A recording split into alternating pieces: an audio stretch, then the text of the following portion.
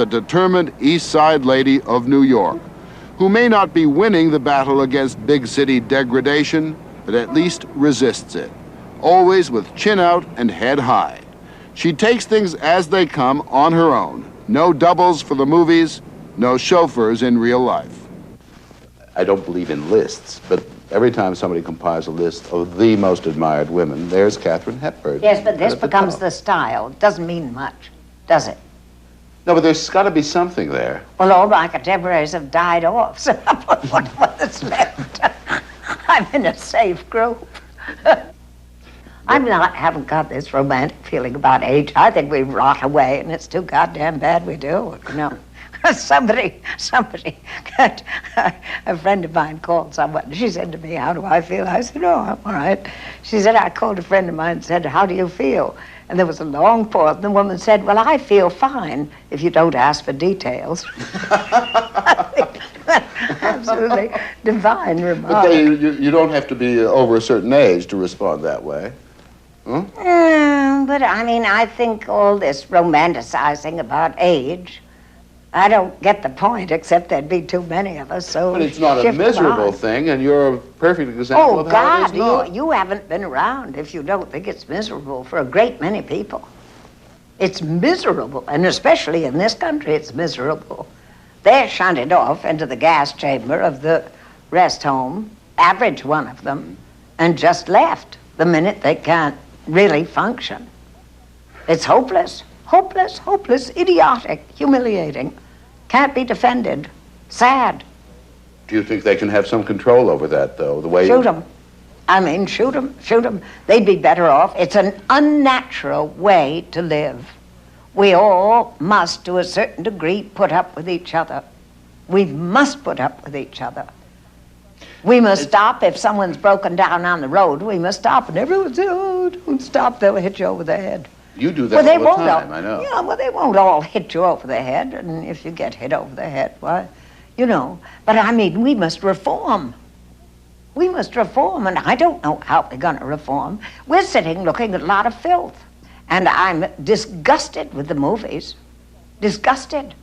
Because they're kidding themselves into saying it's a sort of intellectual pastime. Bunk. It's 42nd Street filth. Filth being sold for too much. And now it's respectable to go and see them. And the critics, I think, have lost their minds. You've won so many Academy Awards and been nominated for Academy Awards more than anyone else. It's fashionable these days for actors to poo-poo them, to laugh them off, to say it's so much glitter doesn't mean a damn thing. That's right, that's right. What do you think? Well, I don't know what I think. I once said to my father, "I'm really too shy to go to that party. It would embarrass me." And he said, "Yes, my children are all very shy. They don't dare go to parties unless they're sure they're going to be the bride or the corpse." Well, now, in a case like the Academy Award, I've never been to an Academy Award.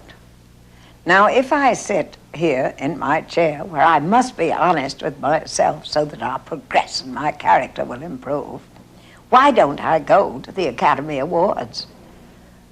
It has to be that I'm afraid I'm going to lose, doesn't it? I don't approve of my attitude of not going. I think that's cheap of me. Second rate not to go. It's a group activity. You are a legend to so many people, I guess just about everyone, because you do not give much of yourself publicly beyond the films. You mean it's stupid of me to do this? I don't know, but... We'll find out. Do you feel like a legend? No, I don't think anyone like the feels... Katharine Hepburn? No, I don't think anyone feels like anything, really. You know, I always felt they were out to get me. And that I'd better be good. And I still think I'd better be good. You know, I struggled to do my best. I understand that. I struggled for days to do my best for this. Do you know what I mean? And I don't think you ever feel like anything. You feel like a bore. You know, don't you? Or do you feel fascinating? No, I feel like a bore good most of the time. Like a bore, like a bore. Then you think, my God, they're going to find out what a bore I am, and then that'll be a terrible thing. You've led such an extraordinarily independent life, and you You do it yourself, whether it's fixing the car or reglazing a window. If you hadn't have done this, if you hadn't have been an actress, what would you have been? What would you have liked to have been? I never thought. I would have tormented some man, I suppose, and I had about 8 children and tormented them.